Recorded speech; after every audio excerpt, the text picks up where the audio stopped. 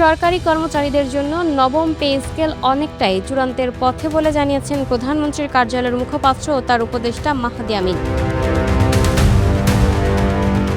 সোমবার ১৭ আগস্ট সরকারের দায়িত্ব গ্রহণের ১৮০ দিন পূর্তি উপলক্ষে প্রধানমন্ত্রীর প্রেস উইং আয়োজিত মতবিনিময় সভায় তিনি এই কথা বলেন। মাহদি আমিন বলেছেন, সরকারি কর্মকর্তাদের সুবিধার জন্য নতুন যে পে স্কেল করা হয়েছে সেটা অনেকটাই চূড়ান্তের পথে। তিনি আরও বলেন, ইশতেহারের বাইরে গিয়েও কাজ করেছে সরকার। অবসরপ্রাপ্ত এমপি ও শিক্ষকদের অবসর ভাতা এবং কল্যাণ ট্রাস্টের ৭,০০০ কোটি টাকা ফ্যাসিবাদী সরকার লোপাট করে দেওয়া হয়েছিল। তিনি আরও বলেন, অবসরপ্রাপ্ত শিক্ষকরা ২০২২ সালের পর থেকে টাকা পাননি। অবহিত হওয়ার পর প্রধানমন্ত্রী টাকার ব্যবস্থা করে দেন। দুদিন আগে এক অনুষ্ঠানে আমরা ২,০০০ কোটি টাকা দিয়েছি। এর আগে গতকাল রোববার নবম পে স্কেল চূড়ান্ত পর্যায়ে আছে এবং যে কোনো সময়ে ঘোষণা হতে পারে বলে জানিয়েছিলেন প্রধানমন্ত্রীর মুখ্য সচিব ABM Abdus Sattar. Lucky Akter, up to date news, Dhaka.